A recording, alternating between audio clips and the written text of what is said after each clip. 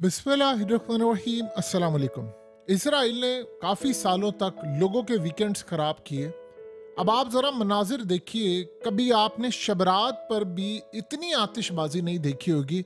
आप इमेजिन करें कि आप खड़े हैं किसी जगह के ऊपर, कोई पार्टी चल रही है या कोई शादी है, कुछ है, और आप आसमान पर इस तरह की मिसाइलों की बरसात देख रहे हैं। और इस दफ़ा जो हमला किया गया उनकी जानिब से, वो रॉकेट से लेकर गाइडेड मिसाइलों तक हमला किया गया है। कुछ मिसाइलों को आयरन डोम रोकने की कोशिश कर रहा है, और जिस तरह लोगों का चीखों का समा है, वो जिस तरह भाग रहे हैं, जिस तरह की सूरत हाल है, आप उससे अंदाजा लगा सकते हैं कि इस वक्त इसराइल की नॉर्थ की साइड के ऊपर इस वक्त शदीद शदीद आप समझ से आतिशबाजी हो रही है, लेकिन रॉकेट्स की आतिशबाजी हो रही है, आग लगी हुई है। और इस सूरत हाल के अंदर कोई ऐसा दिन नहीं है, कोई घंटे नहीं है कि जहां पर सायरन नहीं बज रहे, रॉकेट्स नहीं मारे जा रहे, जहां पर आग नहीं लग रही। आप अंदाजा करें, ये नाइट की सूरत हाल है कि जहां पर हर जगह आपको मिसाइल, रॉकेट्स, हर जगह लोग गाड़ियों में चलते हुए वीडियोस बना रहे हैं कि देखिए हमारे मुल्क में क्या हो रहा है। और इस सूरत हाल में आप अंदाजा कर सकते हैं कि दिन की रोशनी के अंदर क्या मामले इनके हो रहे हैं, यानी हर जगह आग का माहौल है। अब ये सूरत हाल है कि लोग शादियां छोड़कर भाग रहे हैं, चीखे मार रहे हैं, उनकी पार्टीज चल रही हैं, वो छोड़कर भाग रहे हैं। यानी आप इसको कुछ भी कह लें, लेकिन इस वक्त सूरत हाल ये पैदा हुई है कि इसराइल नाकाम हुआ है ये हमले रोकने के लिए। और नॉर्दर्न साइड के ऊपर सबसे बड़ा मसला ये है कि इन्होंने साइबर हमले भी शुरू किए, वहाँ फॉल्स अलार्म भी बहुत ज़्यादा है। यानी हमला नहीं भी हो रहा तो लोगों को रातों को उठाया जा रहा है, फॉल्स अलार्म है। और इस वक्त हालत ये है कि शदीद तरीन गुस्सा लोगों को है, यानी आग ही आग लगी हुई है बहुत सारी जगहों के ऊपर, जिसका आप अंदाज़ा भी नहीं लगा सकते कि उनकी, यानी जो जितने भी उनके ख़ास तौर पर ग्रीनरी वाली साइड है, जंगलात को आग लगी हुई है, वहाँ पर फायर ब्रिगेड पहुंची हुई है, वहाँ पर फौज पहुंची हुई है, अमला पहुंचा हुआ है, और हर जगह पर। और सबसे बढ़कर एक गाइडेड मिसाइल इन्होंने अब मारा है जिसने इजराइल की पूरी मिलिट्री बेस भी उड़ा दी है। और उसके साथ इन्होंने मिसाइल मारा, तो देखिए पहले तो हमास के लोग मरकाबा टैंक्स इनके उड़ाते थे, लेकिन अब हालत ये है कि दूर से इन्होंने मिसाइल मारे, रॉकेट्स मारे, और वो सीधा टैंक्स को जाकर लगे। यानी पूरी तरह आयरन डोम तबाह हुआ, और आयरन डोम खुद एक तबाह हो गया, और दूसरे जो थे इनके बैटरीज वो रोकने के लिए नाकाम रहे। सो आप यहाँ से अंदाजा कर सकते हैं कि इस वक्त की हालत क्या है। कि आप ये सोचें कि अब ये सारे का सारा मामला चल रहा है, तो आप जानते हैं इसराइल ने क्या कहा। उन्होंने अपने मीडिया पर कहा है कि शुक्र अदा करें कि अर्दोगान फेल हो गया है। ये अजीबो गरीब सूरत हाल है कि वो इस्लामिक कंट्रीज को तंज भी कर रहे हैं। वो कह रहे हैं कि अर्दोगान को इसराइल के खिलाफ अलायंस बनाना था। उसने इस्लामिक फौजों को दावत दी थी कि आओ मेरे साथ मिलकर इसराइल के खिलाफ हम लड़ाई करते हैं, सपोर्ट उसको चाहिए थी। लेकिन उन्होंने कहा कि ये आप शुक्र अदा करें कि एक मुल्क अभी लड़ाई कर रहा है। यानी आप सोचें कि अभी लड़ाई हमारी चल रही है लिबनान के साथ, तो अब ये जब एक मुल्क के साथ हमारी लड़ाई चल रही है तो हम बर्दाश्त नहीं कर पा रहे। तो अर्दोगान ने इस्लामिक फौजों को बुलाया, एयरफोर्स को दावत दी, इस्लामिक कंट्रीज को कहा कि भाई आप मेरा साथ दें, मिलकर हम लड़ाई करते हैं। तो किसी ने उसका साथ नहीं दिया। उन्होंने कहा कि सिर्फ और सिर्फ अर्दोगान ने जो बात कही थी कि इजराइल के तकब्बुर को और इसराइल को शिकस्त, उसकी दहशत गर्दी को एक ही चीज़ रोक सकती है कि हम सारी इस्लामिक कंट्रीज मिल जाएं।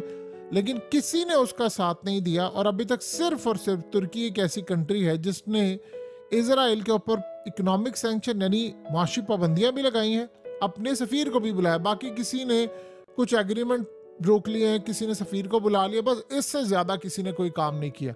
तो आप ये सोचें कि वो कह रहे हैं कि अगर लिबनान की ये सूरत हाल है कि हम मैनेज नहीं कर पा रहे, तो फिर बाकी मामला क्या होगा। यानी वो कह रहे हैं कि आप सोचें कि अगर ये सारे मिल जाते तो ज़्यादा से ज़्यादा हम 20-25 मिनट का काम था कि हम पूरी तरह से फस्ती से भी मिट जाए, तबाही हो जाए, या हमें ये जंग बंद करनी पड़ जाए।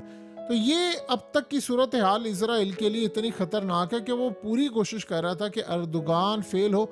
और गालिबन इस सूरत हाल में आप सोच सकते हैं कि अर्दोगान, जाहिर सी बात है, वो फेल हो चुके हैं, वो इकट्ठा नहीं कर पाए। अब इसमें शायद उनका कसूर भी हो, जब उनको आना चाहिए था, अगर वो खुद जाते तो हो सकता है बाकी अलायंस आते, हो सकता है रूस उनके साथ खड़ा हो जाता। वो कह रहे हैं कि हमने अकेले नहीं जाना, मैं अकेले नहीं जाना चाहता, मैं मिलकर जाना चाहता हूँ, सारे मेरे साथ जाएं और हम जाकर हमला करें या रोके। लेकिन इस वक्त ये रियलिटी है कि कोई उनका साथ देने को तैयार नहीं। लेकिन आप ज़रा अंदाज़ा करें कि क्या लिबनान का कोई साथ दे रहा है। यानी वो भी तो लड़ाई कर रहे हैं, या फिर रूस का कोई साथ दे रहा है इस जंग के अंदर, यूक्रेन की जंग के अंदर। अपनी लड़ाइयां सबने खुद ही लड़नी होती हैं, या तो आप सीधे रहे। ये असल में मसला पता है क्या है? ये सबसे ज्यादा इशू ये है कि ये सारे खुलकर नहीं कह सकते कि भाई हमारा ताल्लुक ही कोई नहीं है।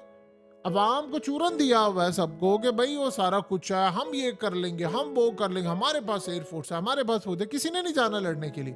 ये बात बड़ी अच्छी और तय कर ले, कोई नहीं जाना। सब अमेरिका को कमिटमेंट दे चुके हैं कि भाई हमने नहीं जाना। सो इस सूरत हाल में ये मामला सारे सामने आ रहे हैं। देखिए, इसराइल का आयरन डोम इस वक्त आखिरी मराहिल में है, यानी वो फेल हो चुका है। डेविड स्लिंग वो उस लेवल पर ये हमले नहीं रोक पाते। ये छोटे छोटे रॉकेट्स, आपको पता है बहुत सारी जगहों के ऊपर तो रॉकेट जाकर गिरते हैं।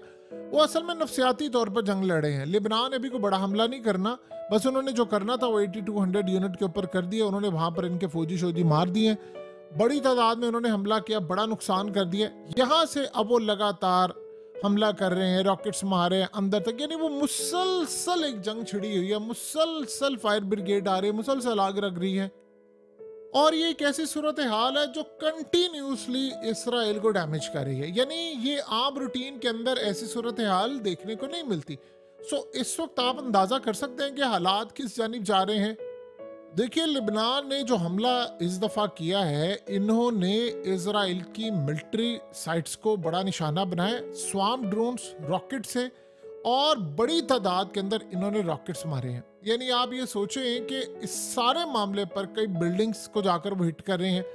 बड़ा नुकसान इस वक्त इजराइल को उठाना पड़ा है काफ़ी हद तक, क्योंकि देखिए एक फ्रंट उनका खुला हुआ है, उससे मुसलसल फायर हो रही है, मुसलसल फायर हो रही है, जाते हैं कुछ स्ट्राइक करके आ जाते हैं। लेकिन एक कंटिन्यूस चीज जो होती है वो बहुत ज्यादा खतरनाक है, जिससे आपका सारे का सारा यानी डायमेंशन बदल जाती है, डायरेक्शन बदल जाती है, और एक फ्रंट आपका मुसलसल हालत जंग के अंदर है। देखिए, कल रात इसराइल के लिए बड़ी भयानक रात थी, और उसकी सबसे बड़ी वजह यह है कि बहुत सारे उन इलाकों के अंदर जाकर उनके रॉकेट्स, उनके मिसाइल लगे हैं जो असल में सिविलियन आबादी वाले थे, और वहां से लोगों ने दूर रहकर गाड़ियों में जा रहे थे, काफी सारी जगहों पर जा रहे थे, तो वो घरों से बाहर निकले, शेल्टर्स में चले गए हैं, बहुत सारे जाकर रॉकेट्स लगे हैं। ये असल में मसला ये होता है कि मीडिया को वहां पर जाने नहीं दे रहे। ये जितने मामलात मनाजिर होते हैं, ये लोग अपने मोबाइल से वीडियोस बनाते हैं, और उनको सख्ती से कहा गया है कि आपने बनाकर आगे नहीं भेजना। लेकिन इस सूरत हाल में जाहिर सी बात है, आप कितनी देर तक, वो भी अवाम को जो आपके खिलाफ सड़कों पर निकली हुई है, आप ज्यादा देर तक रोक नहीं पाते। आप ये सोचें कि लिबनान के इस वक्त सबसे ज्यादा यानी उनको जो एडवांटेज हासिल होने वाले मामला है, उनमें ये चीज आ रही है कि इसराइल का जो डिफेंस सिस्टम का एक क्रैक कोड होता है वो उनके पास आ गया। उसका मतलब ये है कि अब वो किसी भी वक्त हमला कर सकते हैं और ये रोक नहीं पाते। इसमें एक बड़ी अजीबोगरीब सूरत हाल है जो इसराइल को अभी तक समझ नहीं आ रही। ये जब रॉकेट्स मार रहे हैं, ये चीजें मार रहे हैं, और इनका सिस्टम उन्होंने समझ लिया है कहां पर वीक है, कहां हमला कर सकते हैं। जैसे ही इनको जरूरत पड़ेगी, जब बड़े मिसाइल और बड़ी लॉन्ग रेंज मिसाइल, और ये भी नहीं पता किसी को कि क्या इनके पास हाइपरसोनिक मिसाइल है या कोई और सूरत हाल है या जो भी मामला है, जिस दिन उन्होंने ये मार दिया तो वो इजीली जाकर इनकी निवातम बेस से लेकर तमाम दूसरी चीजों को उड़ा सकते हैं, कई शहरों को वो निशाना बना सकते हैं। ये सूरत हाल इसराइल के लिए काफी हद तक खतरनाक है। देखिए, हाइफा को भी टारगेट किया जा रहा है। अब सबसे बड़ा मसला ये है कि कोई डिफेंस सिस्टम इनका इस वक्त कारआमद नहीं है। ईरान ने असल में एक फ्रंट ओपन किया हुआ है, आप मुसलसल मारते जा रहे हैं, मुसलसल मारते जा रहे हैं। जब आप ये सोचेंगे कि इन्होंने मिसाल के तौर पर फैसला पूरा कर लिया कि हमने अब लिबनान के ऊपर चढ़ाई कर देनी है, आप जानते हैं कि पिछले तकरीबन आप समझ लें 345 दिन हो चुके हैं। इन 345 दिनों में इन्होंने कई दफा फैसला किया कि हम लिबनान के साथ जंग छेड़ेंगे। रिसेंटली तो ये अपनी फौज भी लेकर आ गए थे बॉर्डर के ऊपर। इनका आर्मी चीफ गया था, कह रहे जी हम अब लड़ाई करने के लिए जा रहे हैं, हम तैयारी करें। अभी तक वो कर नहीं पा रहे, अमेरिका की सपोर्ट नहीं मिल रही, बहुत सारी चीज़ों की है। और सबसे बढ़कर मसला ये है कि एक फ्रंट अगर खुल जाता है और उधर से ईरान हमला कर देता है, देन व्हाट नेक्स्ट, क्या होगा। सो काफ़ी हद तक इसराइल को इस वक्त बैकफुट पर जाना पड़ा है, और मुसलसल उनके जो डिफेंस इक्विपमेंट्स हैं वो तबाह हो रहे हैं। ये जो छोटे छोटे आपको हमले नज़र आते हैं, ये असल में कर ये रहे हैं कि उनका जितना नेटवर्क है जो उन्होंने कई सालों की मेहनत से बनाया हुआ है, जिसमें मॉनिटरिंग सिस्टम है, जिसमें चीज़ें हैं, उनको आहिस्ता आहिस्ता थोड़ा करके वो तबाह करते जा रहे हैं। और इस वक्त हालत ये हो चुकी है कि काफ़ी हद तक उन्होंने तबाह कर लिया। देखिए, रूस के मामले पर इनको बड़ा गुस्सा है। रूस अभी काम ये करने जा रहा है कि अगर उन पर लॉन्ग रेंज मिसाइल इन्होंने मारे तो वो अगला प्लान उससे भी ज़्यादा खतरनाक कर रहा है, और वो प्लान ये है कि वो पूरे के पूरे यूरोप का इंटरनेट कट कर देगा, और वो कट करने के लिए उसने समंदरों में केबल्स पूरी तरह डैमेज करनी है।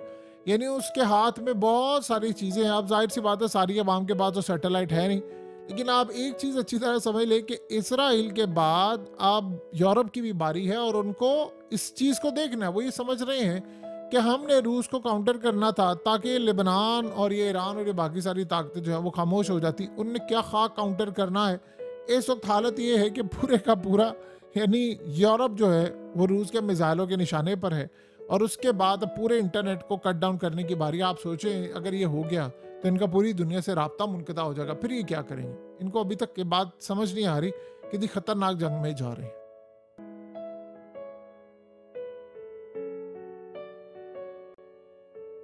हकीकत टीवी को सब्सक्राइब करना मत भूलें, वीडियो को लाइक करें, शेयर करें, और कमेंट सेक्शन में अपनी राय का इजहार ज़रूर करें।